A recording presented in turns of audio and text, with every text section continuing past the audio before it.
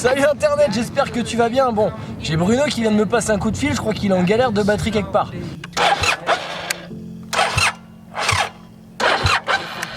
Oh merde! Alors je vais essayer d'aller lui filer un coup de main, puis surtout on va voir comment on se sort de ce genre de galère. Mais avant, intro! Salut, moi c'est Tom, je suis passionné de sport extrême et instructeur dans à peu près tout ce qui roule. J'ai créé cette chaîne YouTube pour te partager mes rêves et te faire vivre mes aventures. Alors installe-toi dans ton canapé et abonne-toi.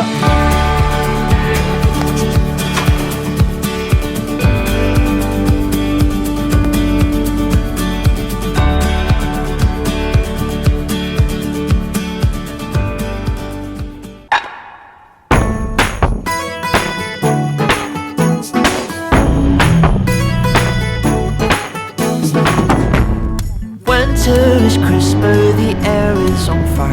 Sun burns your cheeks like they're red with desire. I found you right when summer went away. Now I want December to stay. Tell me your favorite Christmas songs.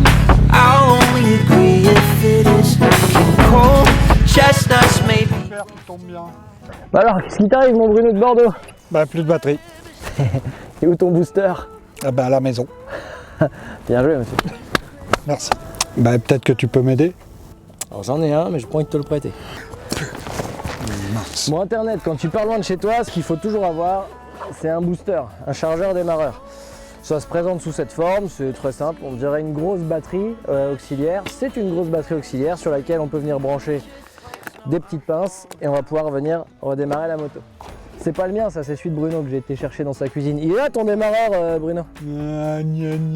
Bon, je suppose que tu sais comment ça marche Internet, on fait juste un petit rappel vite fait pour ceux qui ne sauraient pas. Tu n'as qu'à prendre la clé qu'il y a sous ta selle, tu démontes, derrière c'est simplement des petits boujons ici qui retiennent avec les tétons, attention de ne pas les perdre, ils tombent très facilement. Tu vas venir brancher le plus sur le plus, tu commences toujours par le plus. Et le moins, c'est simplement une masse. Donc tu te mets où tu veux, soit tu viens te mettre effectivement là sur le moins puisqu'il est pratique, soit tu peux te mettre sur le cale-pied ou n'importe quelle autre partie métallique qui serait conductrice. Hop, et là, tu n'as qu'à lancer le démarrage de ta moto, elle va redémarrer. Mais ça, c'est un peu trop easy pour Bruno, donc on va voir s'il n'a pas d'autres techniques. Et pour démonter, tu commences toujours à l'inverse, par le moins et ensuite le plus. T'as plus qu'à remonter. Alors mon Bruno, comment s'en sort de ton histoire? Eh ben tout va bien, t'as mon booster, donc on va pouvoir se connecter. Tu te rappelles quand j'étais en galère au Portugal et que tu t'es moqué de moi au téléphone parce que j'avais pas pris mon booster justement? Et là pour le coup j'étais en galère, ça n'a pas été possible de redémarrer la moto autrement. Là, il y a plein d'autres façons.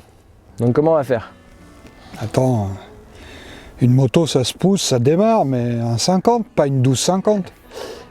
Eh ben si, on va démarrer en poussant mon Bruno de Bordeaux. Oh, tu vas me faire courir encore. Oui monsieur. Oh. Bon, le premier truc à faire quand tu es en galère comme ça, c'est toujours la même chose avec des motos qui sont lourdes. Analyser la situation pour évaluer ce qui va te demander le moins d'énergie. Là, on est sur des paliers, ça va vraiment pas être facile de pousser la moto ici. Du coup, on voit qu'en bas, c'est tout plat, il y a une grande ligne droite. Allez, pousse, je te suis. You give me New Year's magic. You give me Christmas magic. It's snowing. Et maintenant, mon petit Bruno, on est dans la première situation où c'est possible de redémarrer un 1250 sans booster. Les caractéristiques de l'endroit, c'est quoi? C'est plat. C'est plat. Et il y a un deuxième critère qui est ultra important. Terrain est stable. Il y a du grip. Exactement. Les deux critères importants dont on a besoin dans ce cas-là pour redémarrer un 1250, un terrain plat et du grip. C'est-à-dire que si c'était boueux, dans le cululu. Bon, un truc qui est super important de savoir, c'est que grâce au shift cam, le 1250 est capable de redémarrer en poussant à partir d'à peu près 22 km/h. C'est-à-dire que si on atteint cette vitesse, le moteur arrive à se relancer. Donc si tu as un bon gros physique, tu peux te motiver à le faire en courant, mais là, je pense pas que ça va marcher. 22 km/h, ouais. Pour qui ça marche? Bon, en vrai, c'est ultra compliqué. J'avoue, mais je le ferai peut-être pas ici aujourd'hui parce que je suis pas ultra motivé, mais j'ai réussi une fois dans ma vie en poussant tout seul sur du plat. Par contre, c'était du bitume. D'accord. Donc c'est-à-dire condition top de top au niveau du roulage, tu pousses tout ce que tu veux, tout ce que tu peux surtout, et ça peut marcher. Là, honnêtement, ici, le terrain est plat, mais pas ultra plat. En plus, c'est off-road. Jamais de la vie, on la redémarre tout seul. Donc du coup, ce qu'on va faire, c'est qu'on va la démarrer à deux. On va sortir une sangle. Tiens, je prends la première qui vient, ça sera très bien, ça fera le job. Ensuite, ce que je vais faire, c'est que je vais venir accrocher la sangle que j'ai préparée au cale-pied de gauche de ma moto. L'objectif, c'est simplement de redémarrer la moto. Donc peu importe à qui appartient la moto, ce qu'il faut, c'est que tu mettes quelqu'un qui a des grosses notions d'équilibre sur la moto qui va être tractée. Parce qu'au niveau du démarrage, ça va pas être facile. Tu vas vite avoir tendance à te faire arracher du côté droit, puisque rappelez-vous, si on resitue bien, j'ai mis la sangle sur le cale-pied gauche de la moto qui va tracter pour pouvoir être bras droit tiré. Déjà parce que je suis droitier, c'est le bras qui a le plus de force, et puis deuxièmement parce qu'à gauche j'ai la commande d'embrayage que je vais pouvoir rapidement attraper et gérer pour la suite de la manœuvre. Donc en gros, ce qu'il va falloir, c'est celui qui sera sur la moto qui tracte devra être ultra fin et doux sur la commande, sur le départ et sur l'accélération progressive, parce que sinon tu vas te faire arracher le bras. Et celui qui sera derrière devra avoir un super bon équilibre pour gérer le départ et pas se faire arracher sur le côté, parce que le problème c'est que si tu perds l'équilibre, c'est des motos qui sont lourdes et tu vas très vite au sol. Et dans tous les cas, si tu es bien positionné, tu te fais tirer, tu tiens jusqu'à temps que tu sois, on se fait tracter par une moto, donc on peut aller facilement à 30 km/h. Et à 30, tu lâches. Du coup Bruno, quel poste? Écoute, je vais essayer ta moto, je vais te tracter. Alors déjà, c'est pas ma moto, c'est Hector. Ah, excuse-moi, je vais t'emprunter Hector, si tu le permets.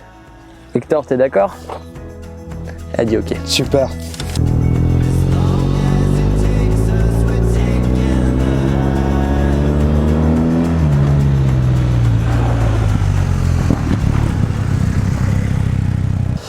Donc voilà Internet, à partir du moment où tu as une sangle, une autre moto ou d'ailleurs n'importe quel autre véhicule qui va pouvoir te donner de la vitesse, tu vas réussir à redémarrer ta moto à la poussette, c'est pas trop un souci. Par contre, effectivement, en fonction du terrain, il va falloir mettre plus ou moins d'allure. Là, 22 km/h, on va être honnête, j'aurais jamais démarré. Il a fallu que je monte un peu plus, je suis monté à 30 pour pouvoir démarrer à chaque fois. Et la procédure, c'est la même. Deuxième, gros coup de cul, tu mets le plus de poids possible sur ta selle arrière. Et au même moment que tu lâches l'embrayage, full gaz. C'est ce qui va permettre que la moto démarre.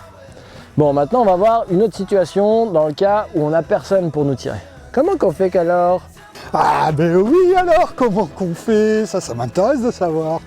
Eh il va nous falloir un peu de pente. Bon, par contre pour ça, il nous faut un autre spot. Bon, voilà, là c'est le deuxième type de terrain qui va nous permettre de redémarrer. Bon, je sais que ça se voit difficilement à la caméra, mais contrairement au terrain juste d'avant, celui-ci n'est pas plat, il est légèrement en faux plat, c'est-à-dire qu'il est descendant. Et du coup, je vais pouvoir seul pousser ma moto pour prendre de la vitesse. Le principe va rester exactement le même que quand je vais me faire tracter, il va falloir que je prenne de la vitesse. Donc je vais me servir du faux plat et de toutes les petites aspérités pour pouvoir pomper dans les bosses. Ça c'est un geste technique, je t'en parlerai plus tard dans une autre vidéo. Et il va falloir que j'atteigne au minimum 22 km/h si j'ai du grip. Et là, une fois que j'y serai, ça sera le même principe. Je claque ma deuxième. Là, c'est important de le faire au point mort ce coup-ci, puisqu'il n'y a personne qui nous traque. Donc il faut vraiment qu'on optimise au maximum notre rendement de vitesse. Du coup, je le fais au point mort, je pars en courant, je monte sur ma moto, je serre de la pente pour pouvoir prendre de la vitesse, je pompe comme je peux, je claque ma deuxième, un gros coup sur la selle passagère, gaz en grand, et ça démarre. Enfin, normalement. Bon, Bruno me croyait pas ce matin quand je lui disais qu'un 12,50 ça redémarrait en poussant. Du coup, là ce qui va se passer, c'est que je l'ai mis dans la petite descente, je l'ai bien briefé et on va essayer de faire en sorte qu'il y arrive. Allez, on va voir ce que ça donne.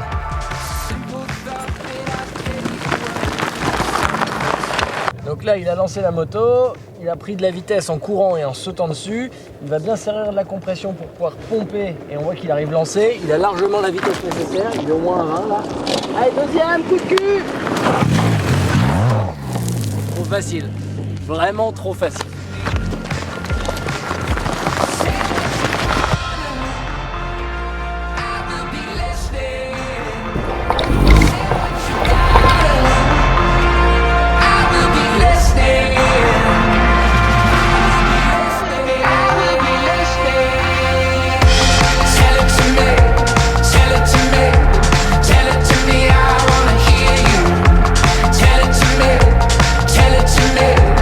Tell it to me,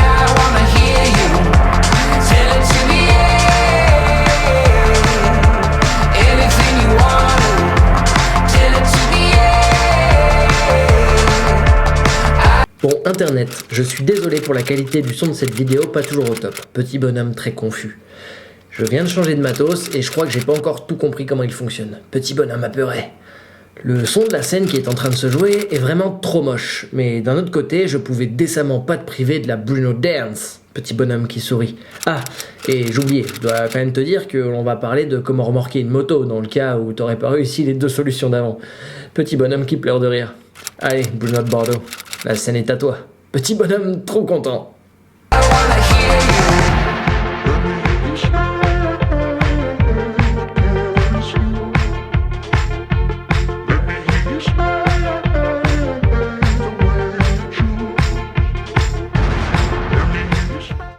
On prend des sangles, on s'accroche où? Ben, repose-pied, je pense.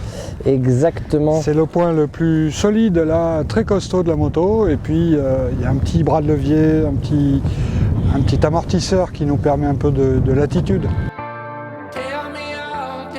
Super, donc tu vois bien que de ce principe-là, Internet, la corde, elle tracte pas en ligne droite, elle va tracter en diagonale. Ça, c'est ultra important, parce qu'au moins, s'il y a un problème entre Bruno et moi quand on va se faire remorquer, eh ben, il n'y a pas de risque de percussion avant-arrière, okay, puisque je vais en permanence rouler de manière parallèle à lui. Parallèle, décalé sur l'arrière bien évidemment, mais parallèle quand même. J'ai jamais à être dans son sillage, je suis tout le temps décalé. Alors l'inconvénient, c'est sûr, c'est que ça prend un peu plus de place, donc dans un single track, c'est pas possible. Mais en tous les cas, si on a le choix, c'est comme ça qu'il faut faire. Bon, maintenant qu'on est rendu là, Internet, on va définir bien le rôle de chacun. Le rôle du tracteur, C'est moi, et le rôle de celui qui se fait tirer. c'est lui. Calme-toi. Oh mon bon Bruno. Donc pour ma part, je vais être celui qui se fait tirer. Faut vraiment que je dise ça. Donc pour ma part, je vais être celui qui va se faire tracter. Donc il va y avoir plusieurs étapes importantes. La première, ça va être le démarrage. Au démarrage, quand Bruno va commencer à me tracter, je vais avoir un déséquilibre qui va se créer du côté où j'ai mis la sangle. Donc moi, avec mon corps, il va falloir que je compense tout ça. Le deuxième, qui est tout aussi important, c'est qu'il va falloir garder une tension de corde constante. Ça, c'est vraiment le secret de la réussite. Quand tu vas être en train d'avancer, puisque le mec de devant va te tracter, lui va avoir du mal à te voir. Ou en tout cas, à chaque fois qu'il va te voir, ça veut dire qu'il va perdre le visuel avec devant. Ça va être juste pour un contrôle. Par contre, toi, en permanence, tu l'as dans ton champ de vision. Et en plus de l'avoir lui dans ton champ de vision, tu as la corde dans ton champ de vision. Donc ça veut dire que toi, ton job, ça va être de garder cette tension de corde constante. Comment? C'est très simple, tu vas devoir évaluer la vitesse du mec qui est devant toi. S'il est en train d'accélérer, c'est pas un souci, la tension de corde va rester elle-même. Par contre, s'il est en train de ralentir et que tu vois que la corde commence à se ramollir, toi aussi, il va falloir que tu freines pour justement éviter que ce mou se crée. Autre chose, quand il va y avoir des virages ou des changements de trajectoire, vu qu'on est en décalé, il va falloir que tu anticipes la trajectoire du mec de devant pour que toi, tu aies une trajectoire adéquate derrière pour pouvoir garder toujours pareil cette tension de corde le plus constant possible. Le plus dangereux, c'est justement qu'il y a un mou qui se crée et que ça se retende d'un coup. Ça, pas bon. Donc ça, c'est mon job. Et toi, mon bon Bruno, c'est quoi ton job? Eh bien écoute, le plus difficile va être le départ, bien évidemment, du calme et de la douceur pour éviter tout choc qui pourrait tendre violemment la corde ou les sangles qui nous relient. On va compenser bien évidemment l'attirance que l'on va avoir l'un pour l'autre, toujours pour les effets de tractage et pas pour autre chose. Donc moi je vais avancer et garder une vitesse modérée pour progresser en sécurité et surtout tant que ça roule, il y a de l'espoir.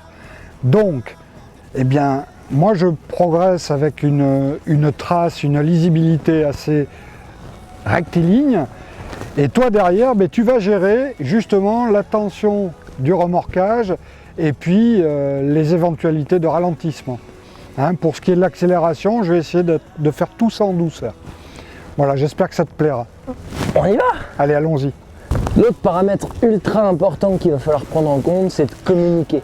Il va vraiment falloir avoir une communication limpide, claire, nette et précise entre le pilote et celui qui se fait tracter au moment du départ et pour tout problème au cours du roulage. Donc il faut que celui qui pilote soit ultra attentif, donc je vous conseille de garder les visières ouvertes et il faut que celui de derrière parle très fort s'il y a un potentiel problème. C'est bon pour moi, mets la sangle en tension, avance doucement, tendu, on peut y aller.